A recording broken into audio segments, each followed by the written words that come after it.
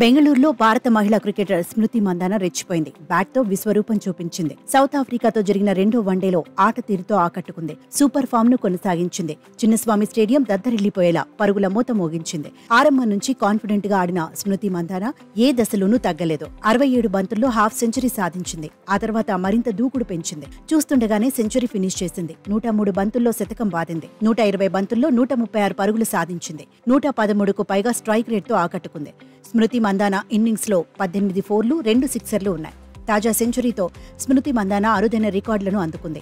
Back to back సెంచరీలు కొట్టిన తొలి భారత మహిళా ప్లేయర్ గా నిలిచింది. ఈ ఘనత సాధించిన తొలి ఆసియా క్రికెటర్ గాను రికార్డుల్లోకి ఎక్కింది. చిన్నస్వామి స్టేడియంలో 2 సెంచరీలు కొట్టిన మహిళా క్రికెటర్ గాను చరిత్ర సృష్టించింది.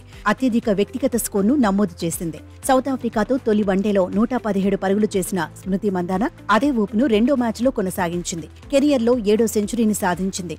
భారత్ తరపున వన్డేల్లో అత్యధిక సెంచరీలు కొట్టిన మహిళా ప్లేయర్ గా మిథాలీ రాజ్ సరసన నిలిచింది. వన్డేలో స్మృతి మందాన ఇప్పటి వరకు 84 ఇన్నింగ్సుల్లో బరిలో దిగింది. 3495 పరుగులు చేసింది. యావరేజ్ 44.81, స్ట్రైక్ రేట్ 84.6, 26 హాఫ్ సెంచరీలు సాధించింది.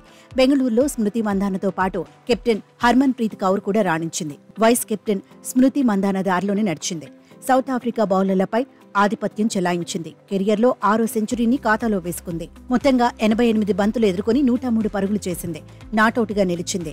స్మృతి మందాన, హర్మన్ ప్రీత్ కౌర్ ఇద్దరూ కలిసి కీలకమైన పార్ట్నర్షిప్ ను నమోదు చేశారు. 3వ వికెట్కు 171 పరుగులు జోడించారు. కెప్టెన్, వైస్ కెప్టెన్ చెలరేగడంతో భారత జట్టు భారీ స్కోర్ చేసింది. 50 ఓవర్లలో 3 వికెట్లకు 325 పరుగులు సాధించింది. స్వదేశంలో భారత జట్టు తొలిసారి 300 పరుగుల మార్కును టచ్ చేసింది. వన్డేల్లో టీమిండియాకు ఇదే 3వ అత్యధిక స్కోర్. భారత్ ఇన్నింగ్స్లో 8 సిక్స్లు నమోదయ్యాయి. ఇది కూడా రికార్డే. బెంగళూరులో తొలి 15 ఓవర్లలో భారత్ 47 పరుగులే చేసింది. 5 ఫోర్లు సాధించింది. తర్వాతి 15 ఓవర్లలో 98 పరుగులు కొట్టింది. ఈ సమయంలో 8 ఫోర్లు, 3 సిక్స్లు బాదింది. 31 నుంచి 40 ఓవర్ల మధ్య వికెట్ పోకుండా 62 పరుగులు సాధించింది. 7 ఫోర్లు కొట్టింది. చివరి 10 ఓవర్లలో 1 వికెట్ కోల్పోయి 118 పరుగులు సాధించింది. ఇందులో 14 ఫోర్లు, 5 సిక్స్లు ఉన్నాయి. మొత్తానికి హర్మన్ ప్రీత్ సేన పరిస్థితులకు తగినట్టుగా గేర్లు మార్చేసింది.